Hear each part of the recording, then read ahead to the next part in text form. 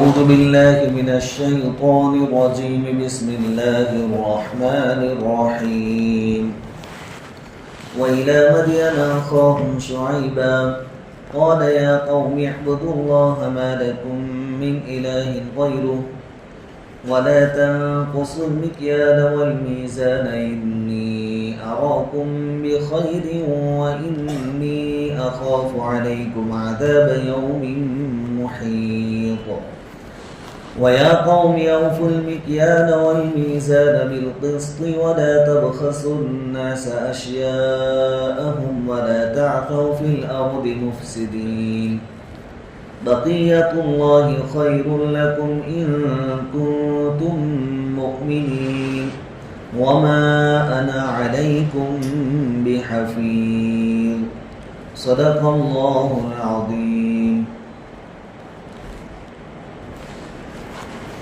سورہ ہود آیت نمبر 84 سے 3-4 آیتوں کی تلاوت کی گئی ہے.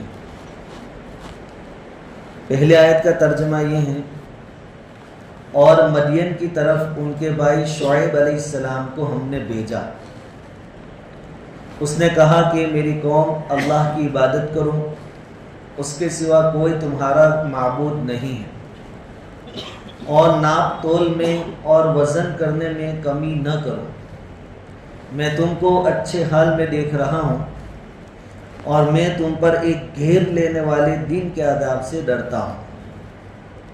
اور اے میری قوم، ناپ تول کو اور وزن کو پورا کرو انصاف کے ساتھ، اور لوگوں کو ان کی چیزیں گھٹا کر نہ دو، اور زمین میں فساد مچاتے نہ پھرو. جو اللہ کا دیا بچ رہے وہ تمہارے لیے بہتر ہے اگر تم مومن ہو، اور میں تمہارے اوپر نگہبان نہیں ہوں. نبی کریم صلی اللہ علیہ وسلم کی تسلی کے لیے اللہ تبارک و تعالیٰ نے مسلسل 7 اگلے نبیوں کے واقعات سورہ ہود میں بیان فرمائے. ان میں سے حضرت نوح، حضرت ہود، حضرت صالح اور حضرت لوط علیہم السلام، ان کے واقعات گزر چکے. اب یہاں سے حضرت شعیب علیہ السلام کا واقعہ اللہ تبارک و تعالیٰ بیان فرما رہے ہیں. اللہ تعالیٰ فرماتے ہیں کہ ہم نے مدین کی طرف ان کے بھائی شعیب کو بھیجا. مدین کے بارے میں مفسرین فرماتے ہیں کہ اصل میں ابراہیم علیہ السلام نے 3 شادیاں کی تھی. آپ کی 3 بیویاں تھیں. ایک حضرت سارہ، حضرت ہاجرہ، اور تیسری بیوی کا نام تھا قطورہ.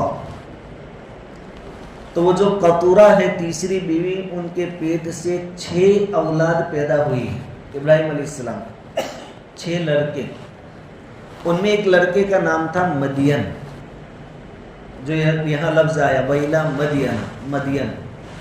تو مدین جو آدمی تھا، یعنی ابراہیم علیہ السلام کا جو بیٹا تھا، ان کا جو خاندان تھا، ان کی طرف اللہ تبارک و تعالیٰ نے حضرت شعیب علیہ السلام کو نبی بنا کر بھیجے. تو ان کو اہل مدین بھی کہا جاتا ہے اور قوم شعیب بھی کہا جاتا ہے، کیونکہ شعیب علیہ السلام بھیجے گئے تھے. اور ان کا رہنے کا جو علاقہ ہے وہ ملک شام کا کوئی علاقہ ہے، سیریا کا، ان کے زمانے میں. اور وہاں درخت بہت تھے، جیسے جنگلی علاقوں میں ہوتے ہیں، جھوند ہوتے ہیں درختوں کے، ایسے. تو ان کا نام بعضی جگہ پر اصحاب الایکہ، یعنی جھوند والے، درختوں والے، یہ بھی آیا ہے. تو ان کو آپ قوم شعیب بھی کہہ سکتے ہیں، اہل مدین بھی کہہ سکتے ہیں، اصحاب الایکہ بھی کہہ سکتے ہیں، یہ سب ایک ہے. اخاہم شعیبہ، کہ اہل مدین کے پاس ان کے بھائی شعیب علیہ السلام کو ہم نے بھیجا، یعنی نبی انہی میں سے ہوا. اپنا ہی آدمی نبی ہو تو اس کے فائدے بھی الگ سے ہوتے. بھائی ہم کیا چاہتے کہ بھائی ایم ایل اے ہمارے گاؤں کا ہو، ہمارے خاندان کا ہو، راشٹرپتی ہمارے شہر کا ہو، وڈا پردھان ہماری بستی کا ہو. تو یہاں تو اللہ تعالیٰ نے نبی دے دیا ان کی بستی، سب سے اونچی پوسٹ انسانوں میں، نبوت اور رسالت. تو اللہ تعالیٰ فرماتے ہیں کہ میرا بہت بڑا احسان ہے کہ انہی میں سے ہم نے حضرت شعیب علیہ السلام کو بھیجے. جیسا کہ تمام نبیوں نے پہلی دعوت اپنی قوم کو توحید کی دی، ایک اللہ کی عبادت کی دی، حضرت شعیب علیہ السلام نے بھی اپنی دعوت کی شروعات توحید سے کی۔ شعیب علیہ السلام خطیب تھے، خطیب یعنی بیان خطاب بہت اچھے طریقے سے کرتے تھے، بلکہ ان کو خطیب الانبیاء، انبیاء کے اندر سے خطیب کا لقب ملا تھا۔ حضرت شعیب علیہ السلام بات کو سمجھانا بہت اچھے طریقے سے ان کو آتا تھا۔ ایک تو ہے آپ کے پاس واعظ کے لیے، بیان کے لیے مواد ہو، یعنی قرآن حدیث کی باتیں ہوں آپ کے پاس، اور دوسری چیز اس پر کہ آپ اس کو ڈھنگ سے لوگوں کے سامنے پیش کریں، ڈھنگ سے، تو پھر اس واعظ اور بیان کا ماحول ہی کچھ الگ ہوتا ہے، سما بند جاتا ہے، پھر کوئی آدمی ادھر ادھر چالو بیان میں دیکھتا نہیں۔ اور چائنا کی اس دور میں چاہے آپ کی چیز کے اندر کوئی دم نہ ہو، لیکن چمک دمک اور دکھلاوا ایسا ہو تو ابھی آدمی اس کی طرف کھینچے چلے آتے۔ شعیب علیہ السلام کے اندر تو اللہ تعالیٰ نے صلاحیت رکھی تھی، خطاب۔ میں نے آگے ایک لطیفہ سنایا تھا کہ ایک سرحدی علاقے میں ایک گاؤں تھا، سرحدی علاقہ، بارڈر والا علاقہ۔ اب بارڈر والا علاقہ تو وہ فائرنگ وغیرہ ہوتی رہتی ہے، تو وہاں کے لوگ بھی مضبوط ہوتے ہیں، یہ گولیوں کا چلنا وہ سب ان کو ڈسٹرب نہیں کرتا، پھر روز کی عادت ہو جاتی۔ اب وہاں محرم کے مہینے میں ہر سال پروگرام ہوتے تھے حضرت حسین رضی اللہ تعالیٰ عنہ کی شہادت کے بارے میں، تو ہر سال بیان ہوئے تو سب سے اچھا بیان اس کا سمجھا جاتا تھا جو لوگوں کو رولا دے بیان میں، جو لوگوں کو رولا دے تو سمجھو کہ اس کا بیان سکسیس۔ ایک وائز، ایک مقرر صاحب بیان کرنے گئے، حضرت حسین رضی اللہ تعالیٰ عنہ کی شہادت بہت زور شور سے بیان کی کہ ظالموں نے بہت تڑپایا، بچوں کو بھی نہیں چھوڑا۔ واعظ کہنے والے خود رو رہے ہیں لیکن لوگوں پر کوئی اثر نہیں ہو رہا۔ پھر ان کو یاد آیا کہ ان کو محسوس طریقے سے کوئی مثال دینی پڑے گی جو ان کو ٹچ ہوتی ہے، تو انہوں نے پھر روتے روتے کہا کہ ظالموں نے تین دن تک حضرت حسین اور آپ کے ساتھ جو 72 ساتھی تھے ان کا حقہ پانی بند کر دیا، اور یہ جو بیٹھے تھے سب حقہ پانی والے تھے، حقہ پینے والے، اور ان کو معلوم تھا کہ وقت پر اگر حقہ، بیڑی، سگریٹ نہ ملے تو اب کیا حال ہو جاتا ہے۔ تو جب یہ بات انہوں نے بیان کی کہ ظالموں نے 3 دن تک اتنا ستایا کہ حقہ پانی بند کر دیا، تو اب سب رو رہے بیٹھے بیٹھے کہ یار 3 دن تک حقے کے بغیر کیسے رہے ہم۔ پہلے تلواریں چلی، وہ بیان کیا، کوئی فرق نہیں پڑا، بچوں کو شہید کیا، بھوکے پیاسے رکھے، اس سے کوئی فرق نہیں پڑا، لیکن حقے کی بات آئی تو سب رونے لگے۔ تو بات ڈھنگ سے کہنا یہ بھی ایک صلاحیت ہے جو اللہ تعالیٰ اپنے بندوں کو عطا فرماتے ہیں۔ حضرت شعیب علیہ السلام کو اللہ تعالیٰ نے یہ ملکہ اور صلاحیت عطا فرمائی تھی، خطیب الانبیاء کہا جاتا ہے ان کو۔ انہوں نے سمجھایا، یا قوم اعبدوا اللہ ما لکم من الہ غیرہ، اے میری قوم کے لوگوں، اللہ کی عبادت کرو، اس کے سوا تمہارا کوئی معبود نہیں ہے۔ اس قوم کے اندر شرک تو تھا ہی تھا، مشرک قوم تھی، درختوں کی پوجا کرتی تھی، ساتھ میں ایک بہت بڑی بیماری ناپ تول میں کمی کرنے کی ان کے اندر پائی جاتی تھی۔ ناپ تول میں کمی کرنا یہ کوئی معمولی بات نہیں ہے، اس برائی کو دور کرنے کے لیے اسپیشل اللہ تعالیٰ نے حضرت شعیب علیہ السلام کو بھیجا ہے، اسپیشل نبی، بڑے درجے کے نبی کو بھیجا۔ اس سے آپ اندازہ لگائیے کہ ناپ تول میں کمی کرنا کتنی بڑی برائی ہے اور کتنی بڑی خرابی ہے۔ اور قرآن میں جہاں جہاں ان قوموں کی ہلاکت کا ذکر آیا تو ہلاک کرنے کا جو ریزن اللہ تعالیٰ نے بتایا، وجہ، اس میں یہی بتایا کہ انہوں نے اللہ کو نہیں مانا، اس کے رسول کو نہیں مانا، اتنا ہی بتایا۔ صرف 2 قومیں ایسی ہے کہ جن کے اندر یہ ریزن تو بتایا کہ انہوں نے ایمان قبول نہیں کیا، نبی اور رسول کو نہیں مانا، اللہ کو نہیں مانا، ساتھ میں ان کی برائی کو بھی وجہ قرار دیا، ریزن بتایا کہ ان کے ہلاک ہونے کا ایک وجہ ان کے ہلاک ہونے کی یہ تھی۔ ایک قوم لوط کے بارے میں اور ایک قوم شعیب کے بارے میں۔ قوم لوط کے بارے میں بھی کہا کہ ایک تو ایمان بھی نہیں تھا اور بہت برا عمل کرتے تھے، لواطت والا کام کرتے تھے، اور قوم شعیب کی ہلاکت کا جہاں ذکر آیا ہے وہاں اللہ تعالیٰ نے فرمایا کہ ایمان بھی نہیں تھا اور ناپ تول میں کمی کرتے تھے۔ باقی کسی اور قوم کے ساتھ ریزن بھی بتایا دوسرا, ایک ہی ریزن بتایا کہ وہ مومن نہیں تھے, نافرمان تھے, تو ہم نے ہلاک کر دیا. لیکن ہلاکت کی ایک وجہ لوط علیہ السلام کے اندر یہ تھی, قوم لوط میں, اور شعیب علیہ السلام کی قوم میں یہ تھی. صرف 2 قومیں ایسی ہیں جن کو بیان کیا ان خرابیوں.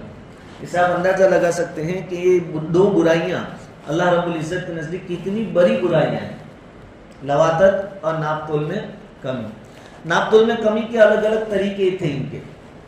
یہ جب سامان بیچتے تو ڈنڈی مارتے تھے, جو چیزیں وزن کر کے دی جاتی ہیں اس میں ڈنڈی مارتے تھے, اور جب کسی سے لینا ہوتا تو پورا لیتے, بلکہ کوشش یہ کرتے کہ کچھ زیادہ آ جاتا. یہ ان کا سسٹم تھا. اب یہ ڈنڈی مارنا صرف وزنی چیزوں میں نہیں ہوتا ہے, جو چیزیں ناپ کر بیچی جاتی ہیں ان میں بھی ہو سکتا ہے. آپ کپڑے کے تاجر ہیں, آپ نے برابر ناپ لیا گراہک کے سامنے, خریدار کے سامنے, اور پھر جب کاٹنے کی بات آئی تو یوں کر کے تھوڑا ہاتھ یوں کر کے آپ نے کاٹ دیا, اتنا کپڑا کم دیا, یہ بھی ڈنڈی مارنا ہو. کوئی بھی چیز, یا آپ نے جو کوالٹی بتائی, جو خوبیاں بتائی کہ یہ چیز تو ایسی ہے ایسی ہے ایسی ہے, اور وہ کوالٹی اس کے اندر نہیں ہے, تو یہ بھی مفسرین فرماتے ہیں اور علماء فرماتے ہیں کہ ڈنڈی مارنے میں شامل ہے. بلکہ آپ کوئی نوکری کر رہے ہیں, جاب کر رہے ہیں, اس میں آپ کی تو ذمہ داری ہے, آپ اس کو اچھی طریقے سے پورا نہیں کر رہے ہیں, تو کہا کہ یہ بھی ڈنڈی مارنے میں شامل ہے.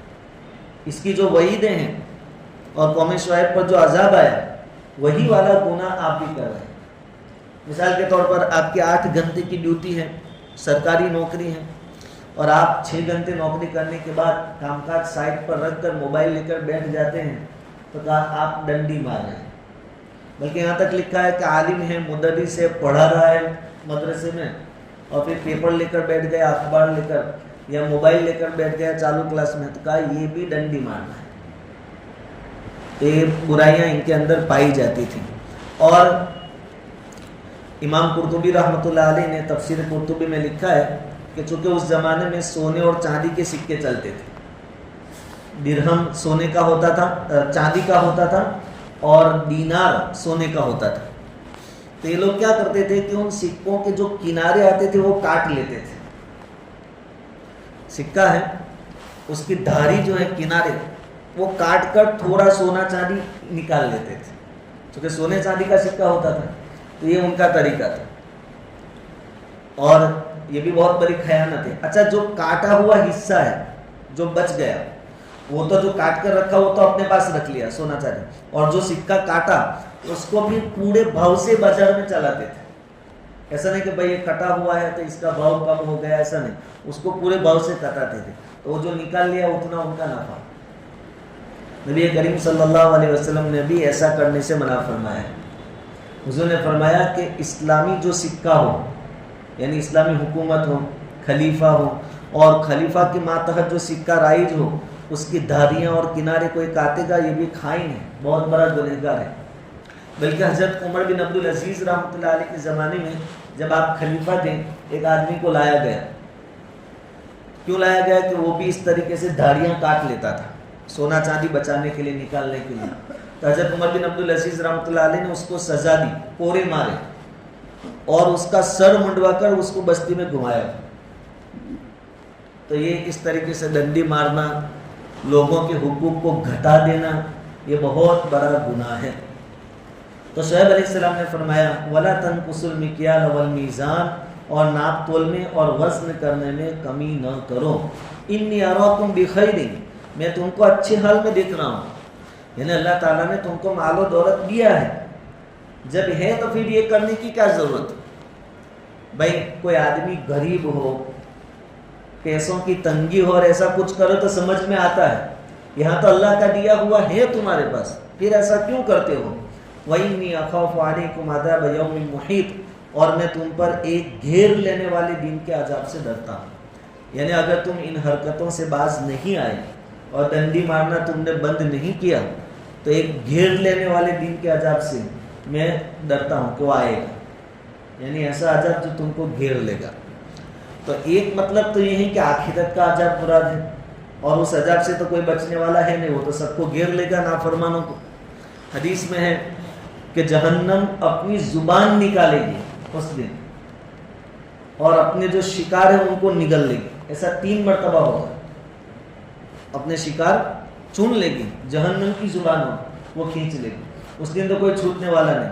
اور ایک مطلب یہ ہے کہ دنیا میں بھی یہ عذاب تم کو دھیرے دھیرے گھیر لے گا. اگر یہی تمہارا طریقہ رہا ڈنڈی مارنے کا اور لوگوں کے حقوق مارنے کا تو کیا ہوگا؟ ایک تو اللہ تعالیٰ نے تم کو جو خوشحالی دی ہے, نعمتیں دی ہیں, اللہ تعالیٰ وہ نعمتیں چھین لے گا. ایک عذاب یہ. دوسرا کہ پھر اس طریقے سے عذاب آئے گا کہ چیزوں کا بھاؤ بڑھ جائے گا. چیزوں کا, یہ بھی اللہ کی طرف سے ایک عذاب کی شکل ہے. حدیث میں ہے نبی کریم صلی اللہ علیہ وسلم نے ارشاد فرمایا کہ جب کسی قوم کے اندر ناپ تول میں کمی کی جاتی ہے تو اللہ تعالیٰ اس پر قحط سالی اور دوسرا ظالم بادشاہ کو مسلط نہیں, قحط سالی اور مہنگائی کو اللہ تعالیٰ مسلط کر دیتے.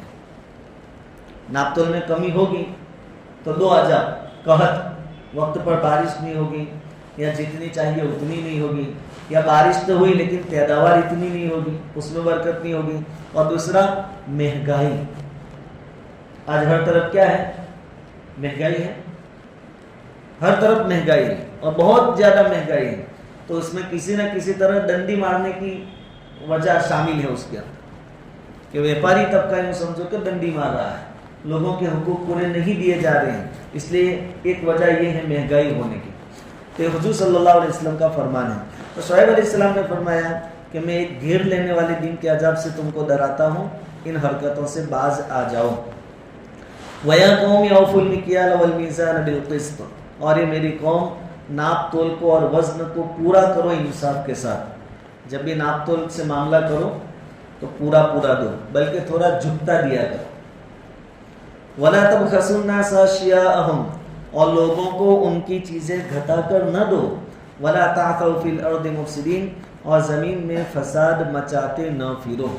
تو گویا ناپ تول میں کمی کرنا یہ زمین میں فساد مچانے کے برابر ہے, کیونکہ سب لوگ اس سے متاثر ہوں گے, سب پر اس کا اثر ہوگا, سب پر ایفیکٹ ہوگا اس کا.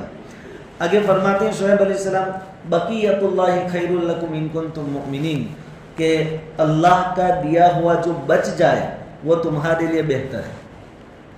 یعنی جس کا جو حق ہے وہ پورا دیا, اس کے بعد جو تمہارے پاس بچا یہ بہتر ہے, اس میں اللہ تعالیٰ برکت عطا فرمائیں گے. ان کنتم مؤمنین, اگر تمہارا ایمان ہے تو. ایمان والے کا یقین تو اللہ پر ہوتا ہے. تو حقوق پورے ادا کرو, اس کے بعد چاہے تم کو ایسا لگے کہ یہ تو تھوڑا بچا میرے پاس, لیکن اس میں اللہ تعالیٰ کیا دے دیں گے؟ برکت دے دیں گے.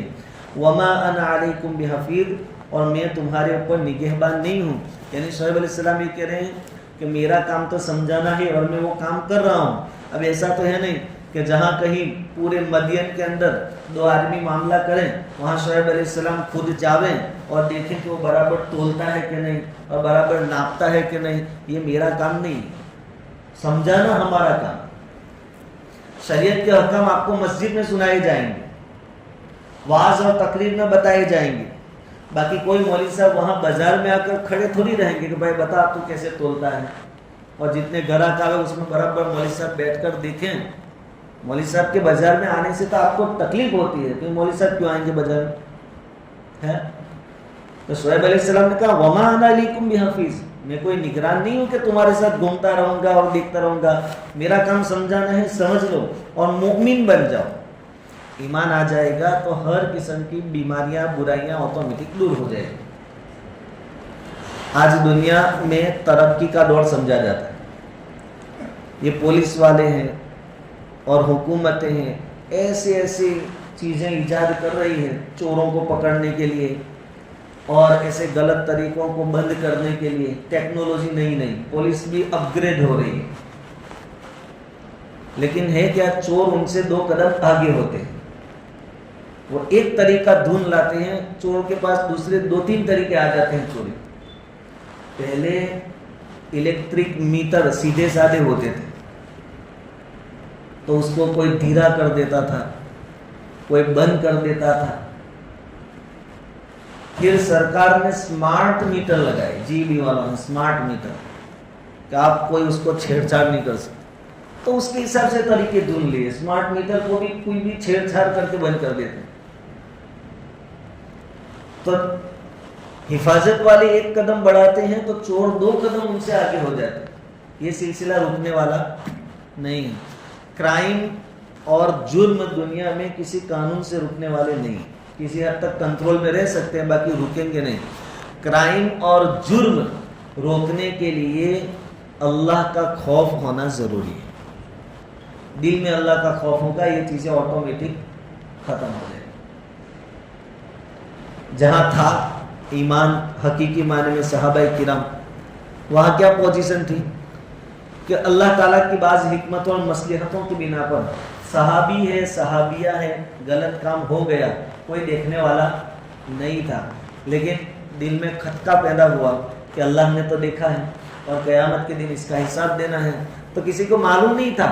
حضور کے پاس آئے صحابی رضی اللہ تعالیٰ عنہ اور کہنے لگے حضور مجھ پر زنا کاری کی حد جاری کیجیے. اور ان کو بھی معلوم ہے کہ میں شادی شدہ ہوں تو زنا کاری کی حد کیا ہوگی، مجھے سنسار کیا جائے گا، پتھر مار مار کے مجھے ختم کر دیا جائے گا. لیکن خود آئے، نہ CCTV کیمرے نے اس کو پکڑا. آج کے دور میں تو پکڑے جاتے ہیں تو بھی ثابت نہیں ہوتا. ابھی دہلی میں ایک جج کے وہاں سے کروڑوں روپے ملے.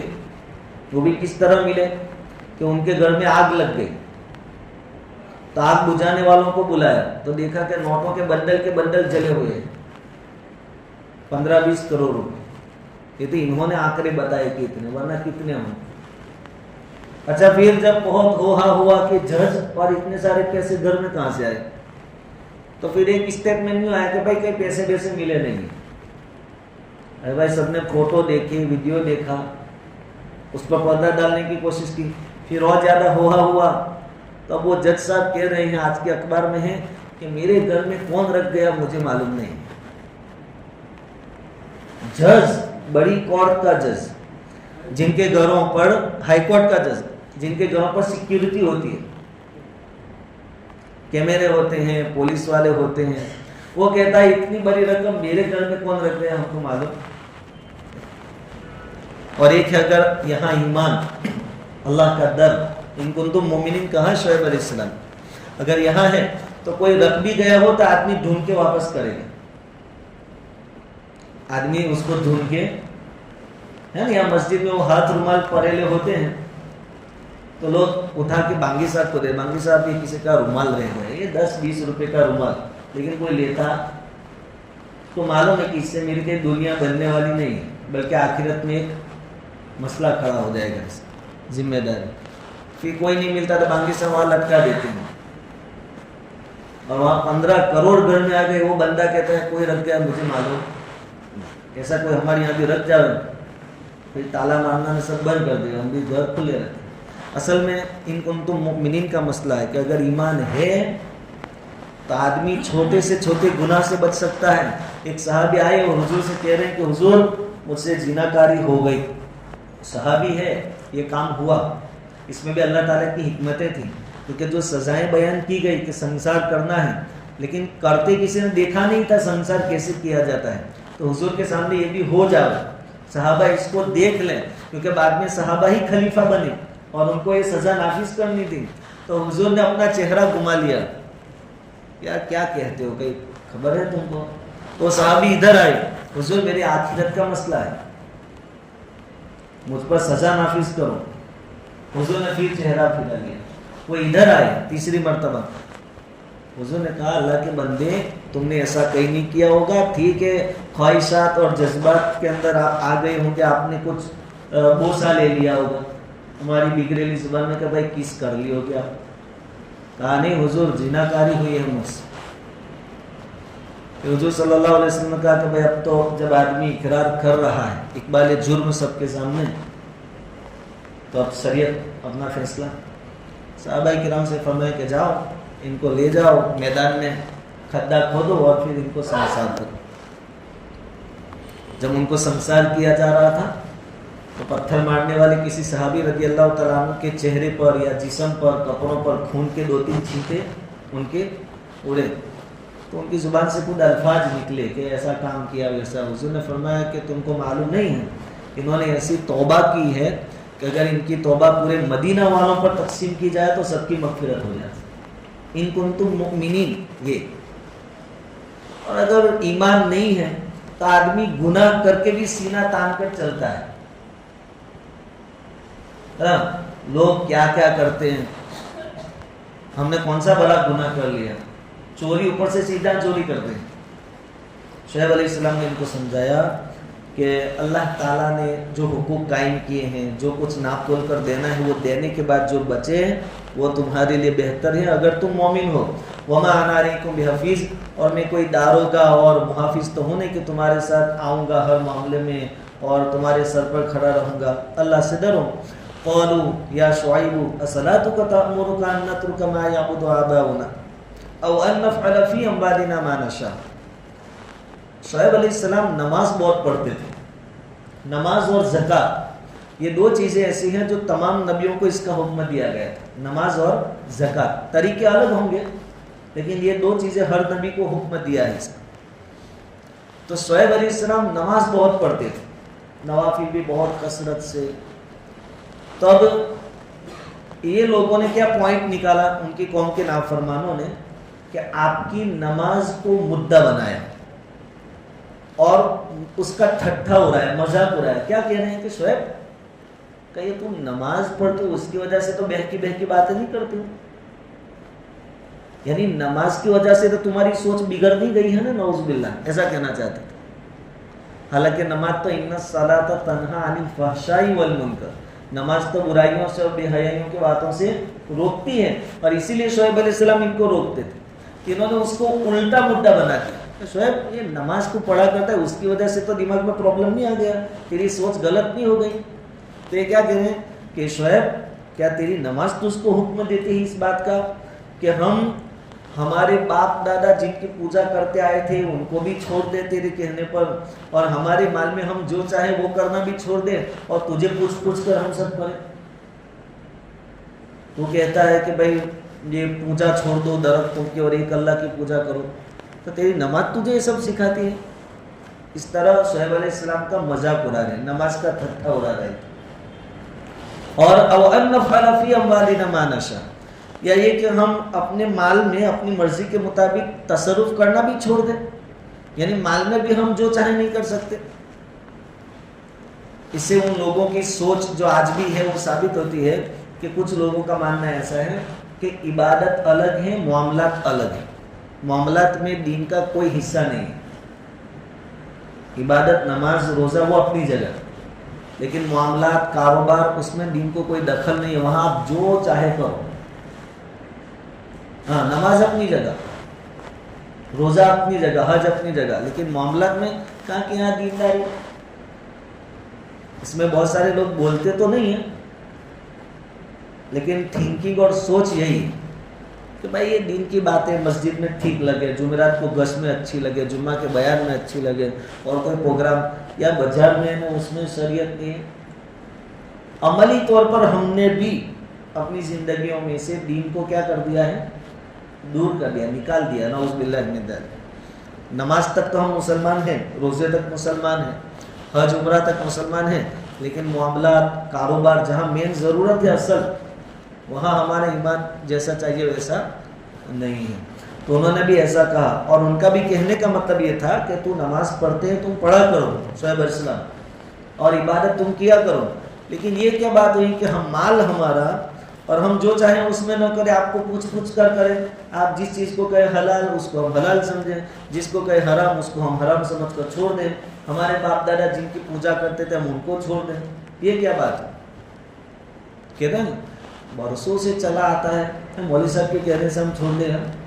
مولوی صاحب آج کل کے مولوی صاحب جتنے تو ہمارے لڑکے ہیں, تو کیا ہو گیا مولوی صاحب جتنے لڑکے ہیں کیا کریں, کودیں سب کیا کریں. مولوی صاحب بھی اپنی جیب سے تھوڑی بتاتے ہیں, اور مولوی صاحب بھی کوئی آزاد تھوڑی ہے. یہاں بھی بھول پڑے تو پھر اعلان کرنا پڑتا ہے کہ بھائی بھول ہو گئی ہے, سدے سہو کرنا پڑے گا کہ پھر سے پڑھنا. سب تابع ہیں شریعت کے, اور دین اور عبادت اور معاملات کوئی الگ نہیں ہے سب کے اندر, بلکہ اس کے اندر سیاست اور حکومت بھی آ گئی. سب کے اندر دین کا دخل ہے, کوئی شعبہ ایسا نہیں ہے جو دین سے خالی. انک لانت الحلیم الرشید, یہ قوم کہہ رہی ہے کہ بس तुम ही तो एक अक्लमंद और नेक चलन आदमी हो। यानी शोएब अलैहिस्सलाम उनको टोकते थे कि ऐसा मत करो, ऐसा मत करो। तो हम कहते हैं खाली तू बहुत सुधरेलो, हम ऐसा कहते हैं, तू बहुत अक्लमंद और बहुत सुधरेला आदमी, दीनदार, तू दीनदार। हम सब तो कुछ भी नहीं, ऐसा वो कौम कह रही थी शोएब अलैहिस्सलाम। खैर इस तरीके से शोएब अलैहिस्सलाम ने जब उनको समझाया तो बजाय इसके कि कुछ सबक और इबरत हासिल करें, कौम ने शोएब अलैहिस्सलाम का मजाक उड़ाया, इस्तिहज़ा किया, आपकी दावत को हल्का समझा, नमाज की तौहीन की। शोएब अलैहिस्सलाम चूँकि खतीब थे तो आगे मज़ीद वो समझा रहे कौम को। इंशाअल्लाह उसको हम आइंदा कल सुनेंगे।